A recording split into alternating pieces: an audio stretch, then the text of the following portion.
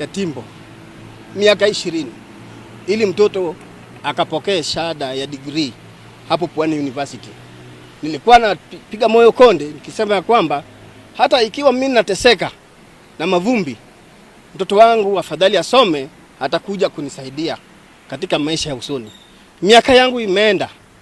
Sasa kitambo nimfuge mtoto mpaka amalize, nitapata wapi? Human rights activists also called on an independent investigator to probe the murder. They say the young man was killed by the police and this should not be allowed to go unpunished. Ameniambia OCPD ya kwamba mtoto amejigonga kwa kichwa. Kichwa hakuna jeraha. Jeraha liko kwa pua na kwa mdomo na kwa macho. Yamefura. Macho yake yamefura.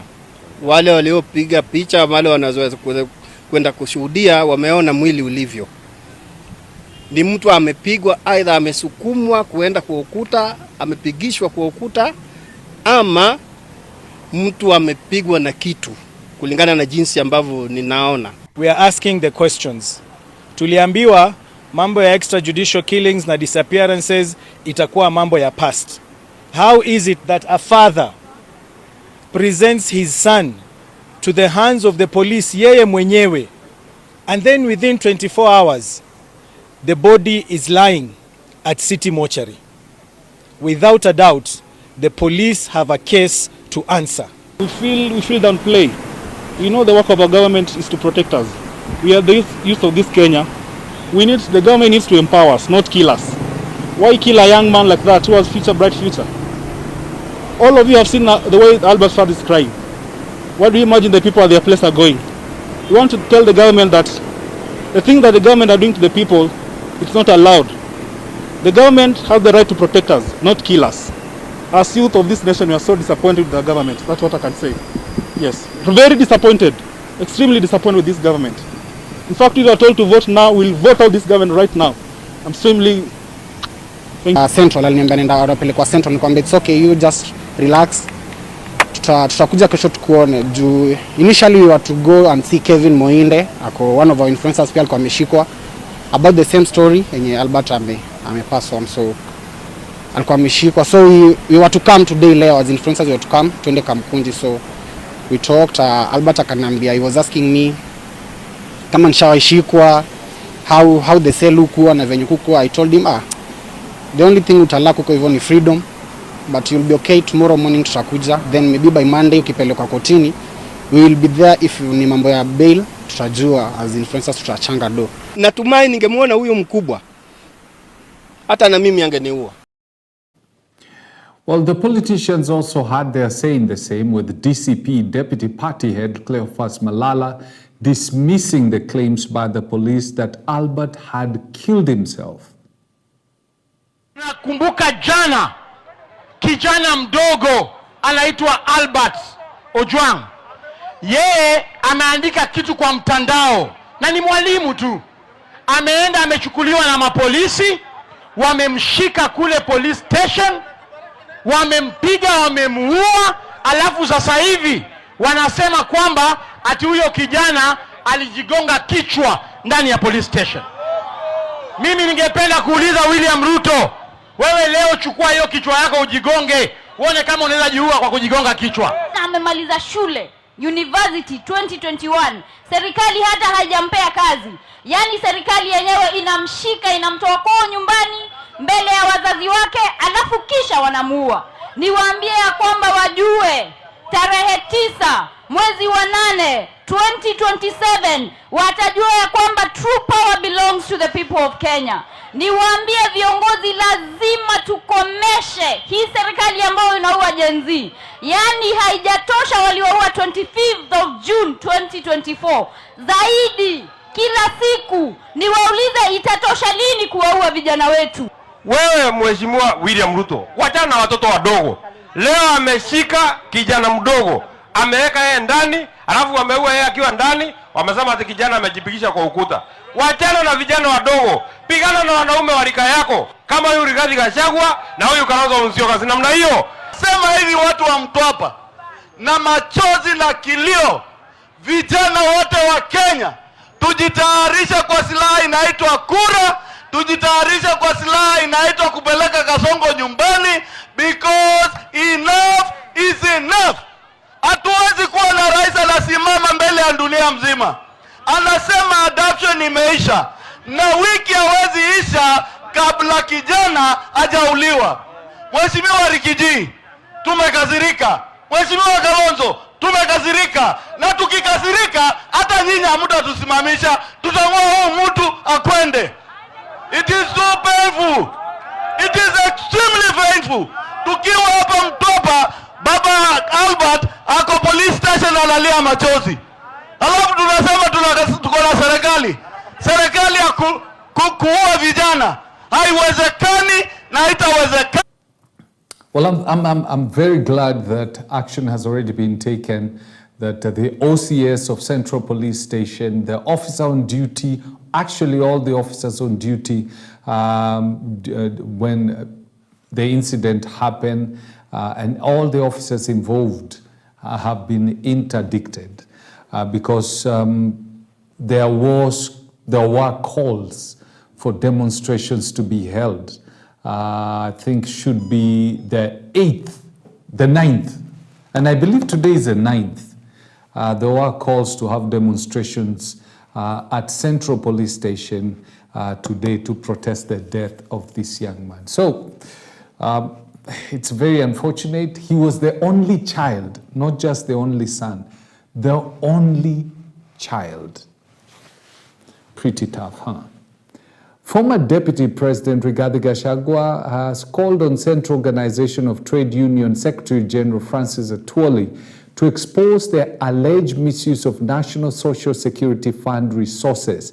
Speaking during a Sunday service at Jesus Celebration Center, Malindi, Gachagua expressed regret that funds meant for workers' retirement are allegedly being diverted to finance questionable deals.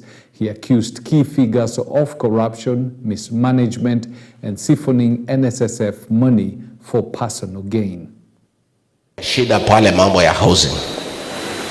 Hii housing imelazimishwa wa Kenya kutoa housing levy kwa lazima. Hiyo pesa sasa imechukuliwa, imepeleka kujenga soko, kujenga mashule, kwa sababu imekuwa conduit ya wizi.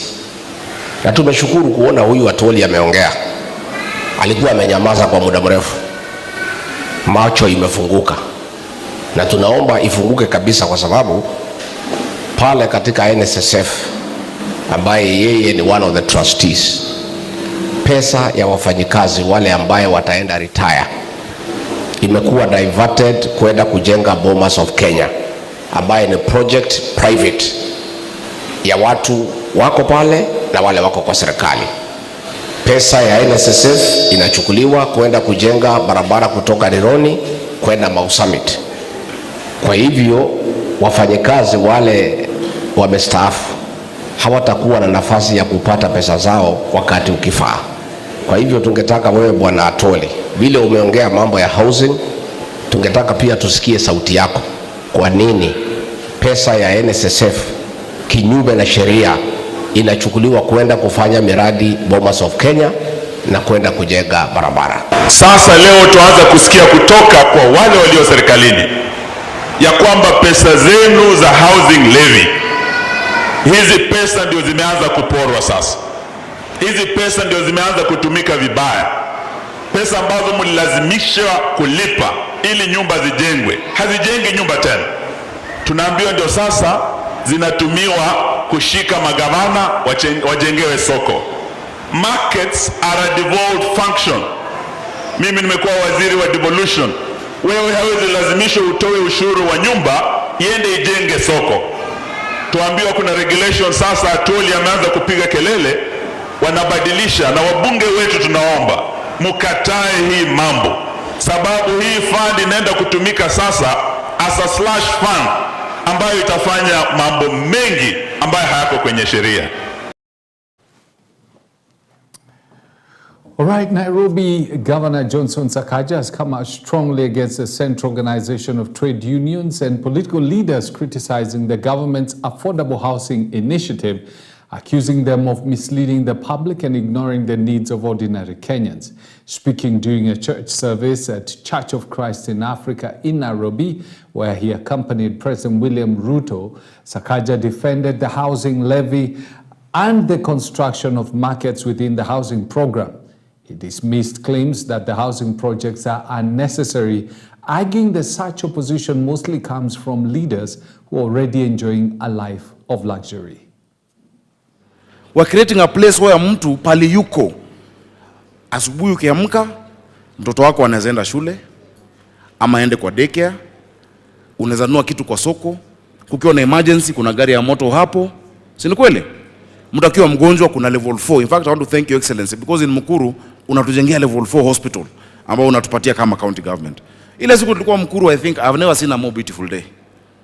Yani mama mwenye hajaifikiria kuwa na choo kwa nyumba yake. Choo. Some of you take things for granted. You have 4 toilets in your house of 5. Wengi Nairobi. Choo ni ile mnashare kule ya mtani ya kulipa. Si ni kweli? Imagine the indignity in it. How would you fight such a program? Na wewe kwako uko na sijui choo 10, uko na jikoni 3, uko na hata jikoni ya nje, sijui gazebo, nini? We really want, thank you for standing with those that God talks about in the word of God when he says that when I was hungry you fed me. When I had no shelter you housed me. And for those who are fighting that program, shame on you. Shame on you. Nilisikia juzi ule jamaa alikuwa ule wa ukabila. Akisema akuuliza rais ati nani alikwambia tunataka manyumba? Atumjengee yeye. Yeye yake na yake amejenga, alisema sijui 150 million kule, sijui kuna nyingine Karen. Wananchi wa kawaida wanahitaji hiyo nyumba, si wewe unajengewa. So mind your business. Don't step in the way when the normal Kenyan is being helped. Unajua kuna mtu, I was telling the president, Bishop, unajua prayer request ile unapata? Prayer requests. Kuna mtu hata hajawahi imagine anaweza omba Mungu ampatie nyumba. Anaombanga tu chakula na watoto wawe na afya mzuri. Hajaomba ati Mungu nipatie nyumba iko na 2 bedrooms. Ati niko na choo ndani ya nyumba yangu. Ati kuna maji. Sasa kule Mukuru, watu wametoka kwa slum wanaishi hot water ndani ya nyumba. Gas imetoka na pipe, hata mimi kwangu sina hiyo. Piped gas. Rais amenunulia wote furniture kwa nyumba zao. Unapata kitanda, viti, kabati, mattresses. Nyumba iko na wifi ya shilingi 10 peke yake kila siku. Alafu unaipinga. Ushindwe. Shame on you. Si ni kweli? Shame on you. You know, President William Ruto, who was in the same meeting, continued to make harsh promises for Kenyans in what he termed as empowerment programs targeting the wards. Ruto, while attending the church service, made a fresh bridge where he announced that 70 women and youth groups in every ward will begin to receive money to set up businesses. According to him, the program is in line with his bottom-up economic transformation agenda, which he presented to voters in his pre-election manifesto.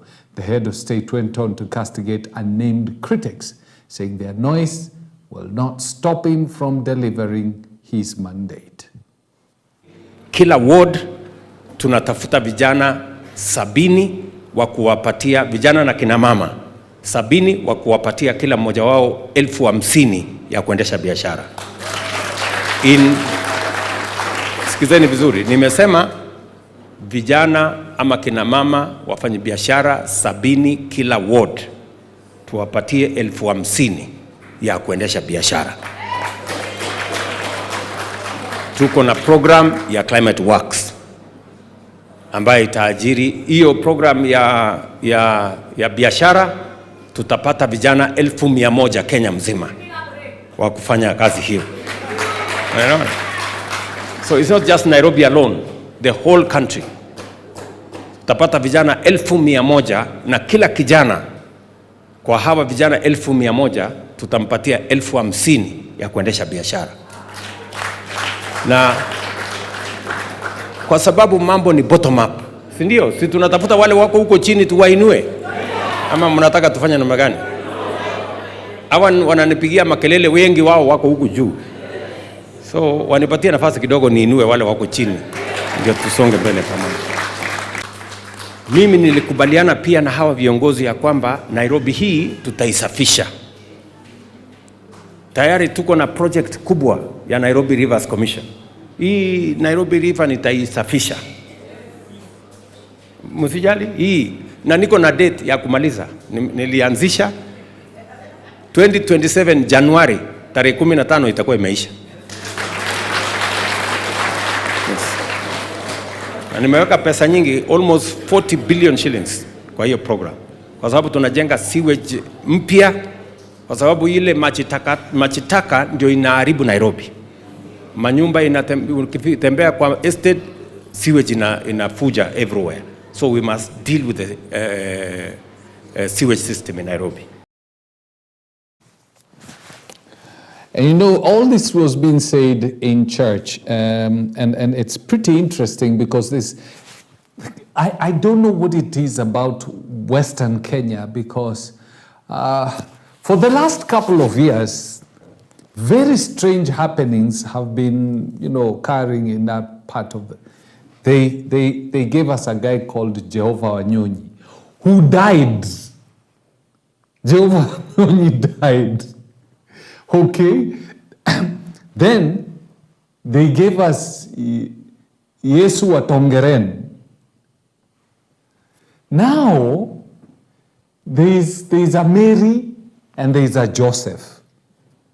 And the strangest thing is that they have following. That's the strangest thing.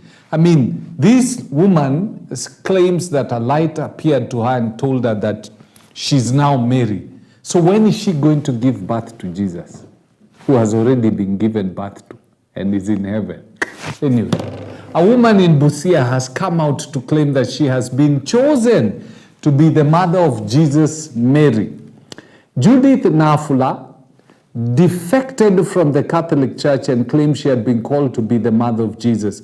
According to her, a light appeared, telling her that she had been chosen to be the mother of Jesus. And she says that she had previously slept in the mountain for 2 months, where she had been sent to pass messages to Kenyans.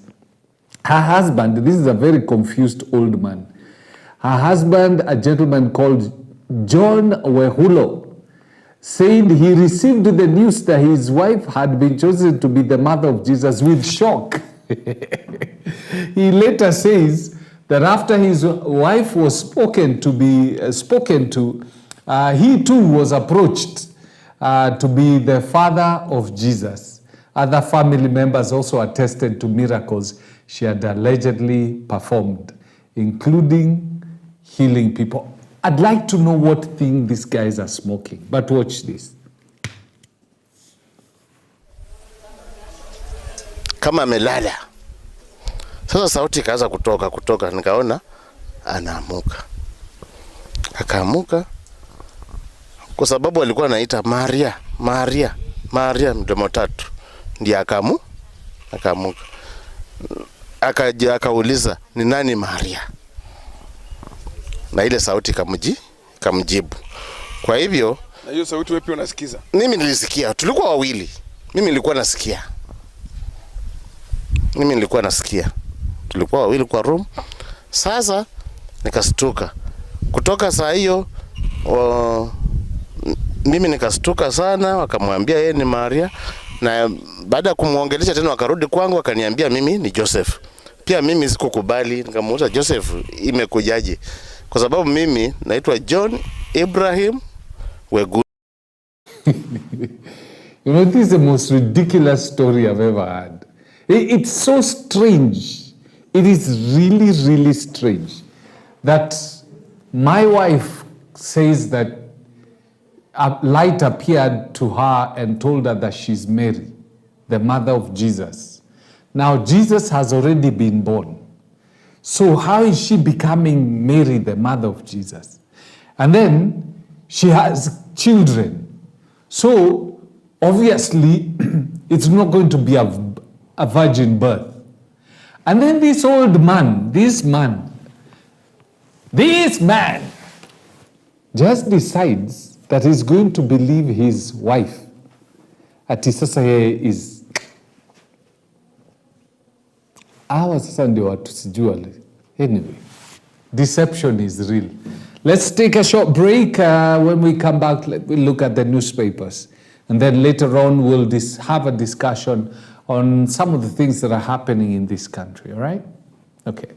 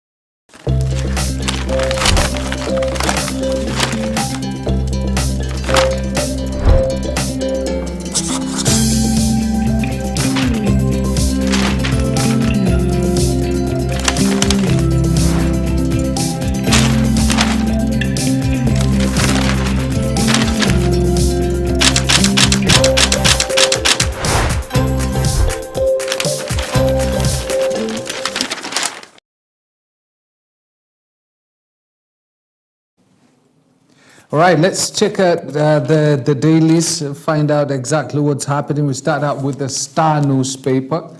It says it's fresh, independent, and different. Is it?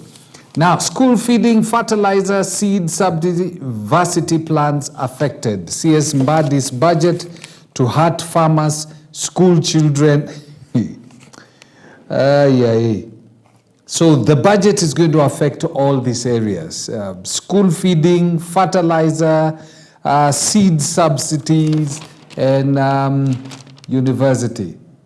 And then on the second page, Gachagua is making noise. Ruto says amid growing one-term calls. And then CMA lists top money market funds as youth peak interests.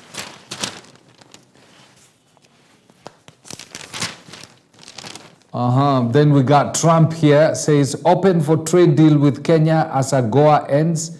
The push to have a bilateral trade deal started in 2020 and relaunched in 2022. By the way, I love a revolution that is taking place in Africa. That revolution is demanding that the West treats us as equal partners, not just, treating us as beggars. I know countries, African countries are behaving like beggars. But there is a move, there is a revolution that is taking place. I've seen it in a number of countries, including Burkina Faso. And I saw the other day one of the leaders also, not from Burkina Faso, I'll try and remember the name of that country, who also decided that we are not going to take it like this. You treat us as equal partners. You don't come to get raw materials from our country, then go process them, and then sell us at 10 times the price you bought them for.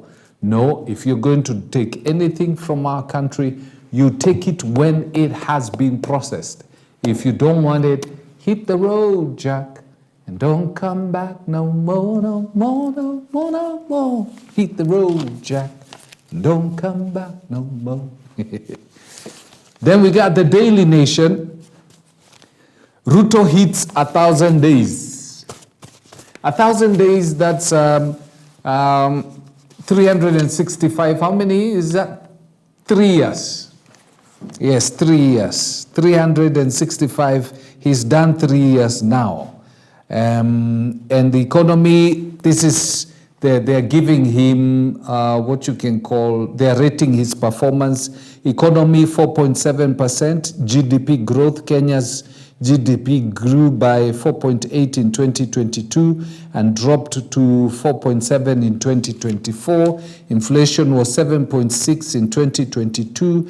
7.7 in 2023, and as of May 2025, inflation had decreased to 3.8. Excuse me, shilling exchange rate was 120.3 in September 2022.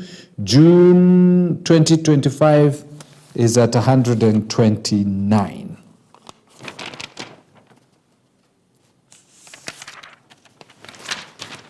Okay. Ruto's record on human rights growing worse. True. This one no one can, you can't argue, as in the human rights record in Kenya today is become pathetic. Pathetic. They took a young man and murdered him. I know some OCSs have been interdicted, but it looks like it was a last minute reaction, because the statement from the police was sent at almost 2 a.m. So it means, because there were talks that there were going to be demonstrations today within the CBD to have at the Central Police Station. I don't know whether it's going to go on. It looks like it was a reaction to that. Then guys decided, okay, let's send some people home.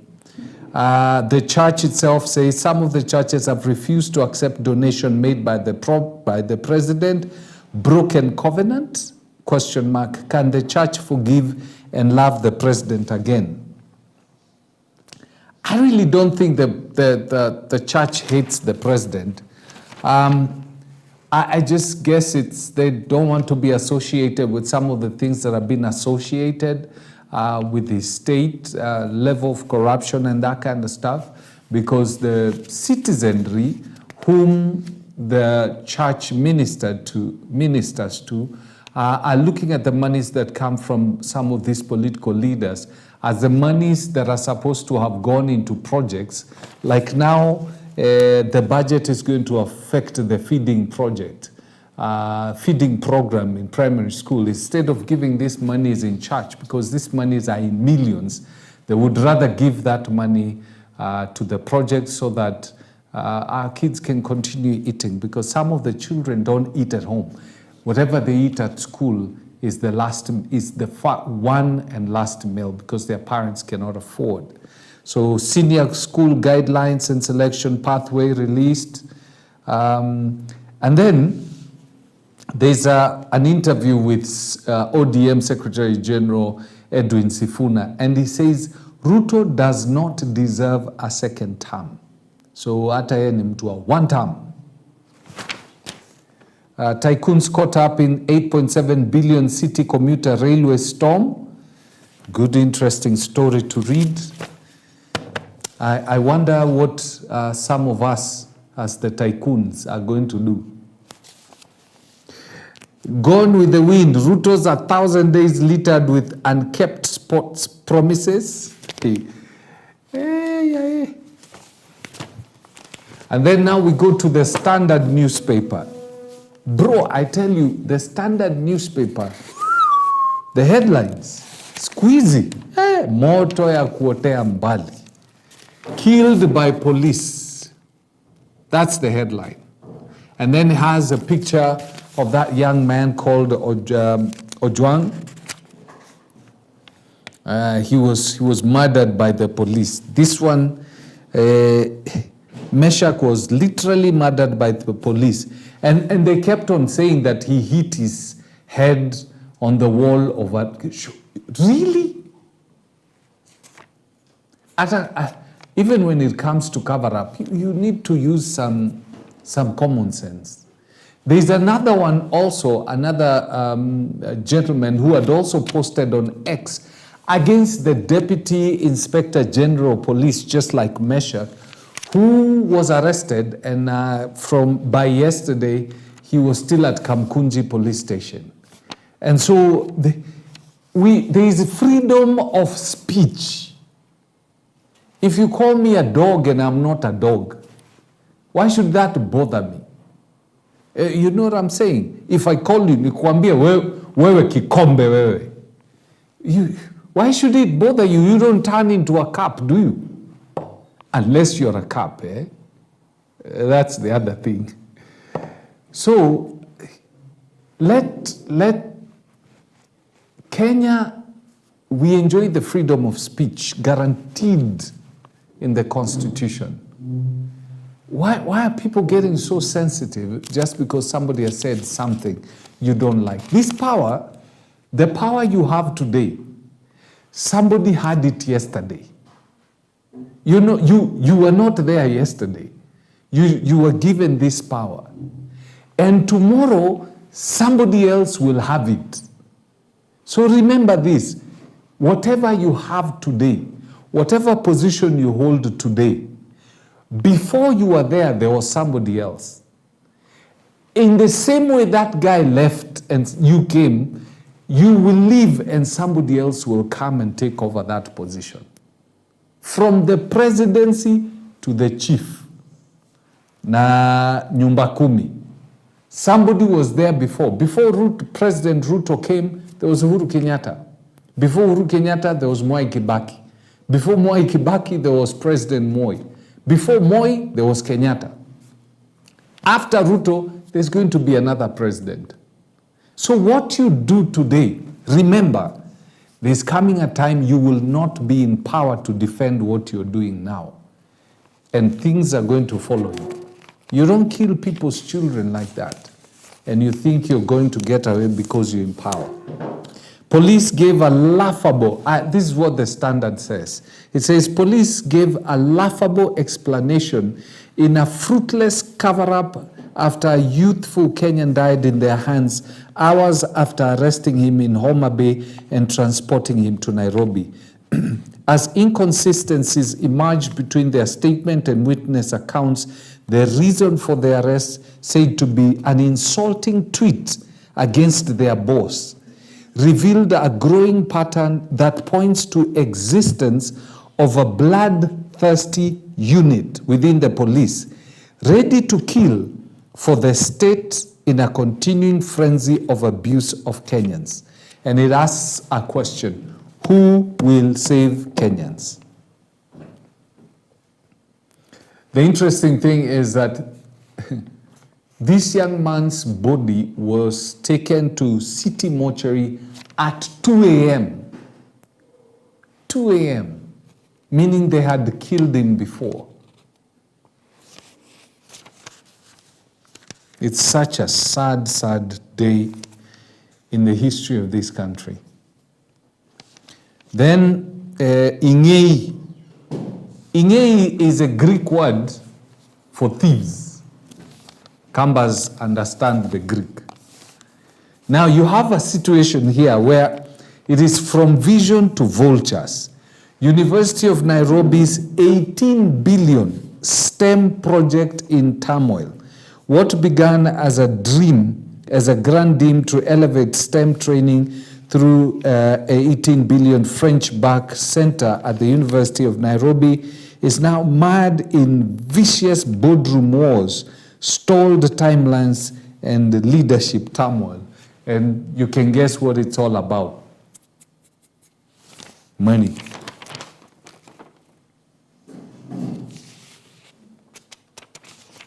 Then widows, son of late MP declined executor role in 1 billion estate row.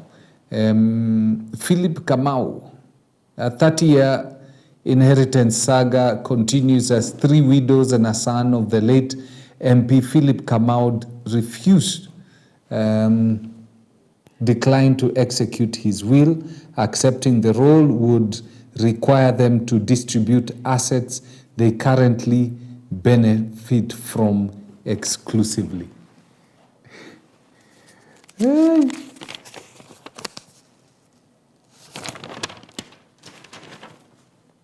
Inside the 18 billion UN French deal hit by delays and power struggles, and then death of blogger in custody raises questions over police transparency. Country in grip of election fever, 2 years to the polls. Then Kabarak University hosts 34th baptismal service, and you can see a lady there being baptized. And then business leaders want taxes on inputs impede local production. Premature campaigns, Ruto now finds himself in Uhuru's position. The back page, 3-match winless run clouds McCarthy's rebuilding plan. And with that, tumemaliza maneno ya gazeti. Uhuru Kenyatta, former President Uhuru Kenyatta used to say, hizi gazeti ni za kufunga nyama. But they have very good stories. Buy a copy, just go through them, get informed of what is happening in this country, all right? Okay, let's take a break. When we come back, we talk about some of the things that are happening in this country that ought not to happen and what needs to happen. Sawa.